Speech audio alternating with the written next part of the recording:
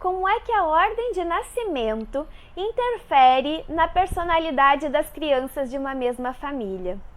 Enquanto família, nós estamos atuando em diferentes papéis, como em uma peça de teatro. Duas pessoas solteiras, por exemplo, têm formas de manifestar as suas personalidades diferentes de quando elas estão enquanto casal. Assim como, na hora em que nasce o primeiro filho, esse casal acaba assumindo outros papéis, o papel de mãe e de pai. E assim, quando chega o segundo filho, isso muda também, muda a forma em que toda a família enxerga a dinâmica, a rotina. E a criança que nasce depois, ou a criança que era filha única e se tornou a irmã mais velha, ela começa a procurar como é que ela vai atuar dentro dessa família, qual é o papel dela a partir de agora. E é incrível porque pessoas que trabalham com crianças como professoras conseguem visualizar as características que, em geral, são as mesmas dentre os filhos mais novos, são as mesmas dentre os filhos mais velhos. Como tudo nas ciências humanas, não existe uma regra, mas há uma alta probabilidade dos filhos mais velhos compartilharem dessas seguintes características. Eles são mais responsáveis, mandões, críticos, conservadores, independentes, competitivos, conformistas, líderes e têm um certo receio em correr riscos. A interpretação equivocada deles é que, como eles nasceram primeiro, eles precisam ser os primeiros, seja em conseguir as coisas antes, seja em serem melhores. Já os filhos mais novos costumam ser mimados, criativos, alegres, cheios de energia, com um conflito interno, porque eles não entendem como eles são os preferidos dos pais e rejeitados pelos irmãos mais velhos, e eles têm um senso de injustiça por falta de atenção ou desejos não atendidos, bem como eles costumam ter dificuldade em se ajustar à escola.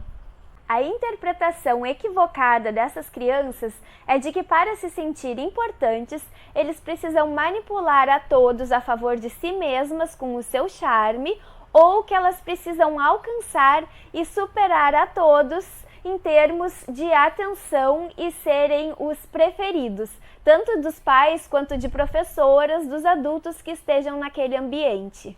Já os filhos do meio não se sentem privilegiados nem por serem os primeiros, nem por serem os bebês, e por isso costumam passar a vida inteira buscando a atenção dos pais.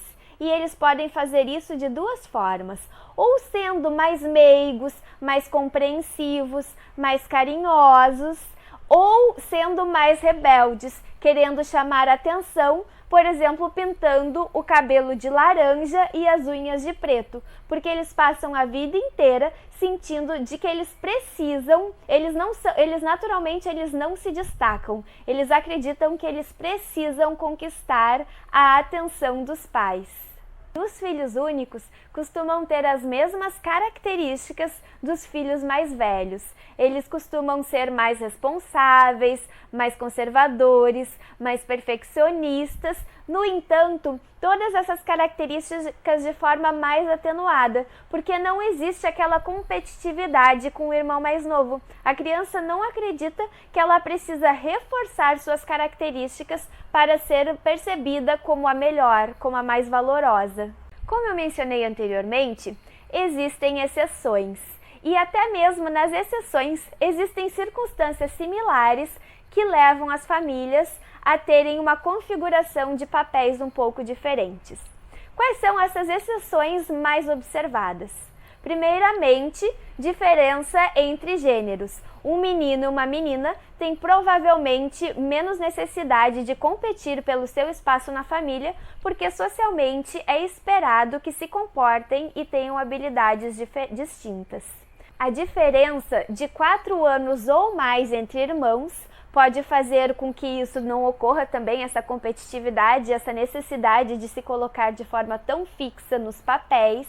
Assim como quando um casal se junta e eles já têm filhos, talvez o filho mais novo de um casal acabe ocupando na nova configuração o papel de filho do meio e mude dessa forma a sua configuração de papéis na peça teatral da família.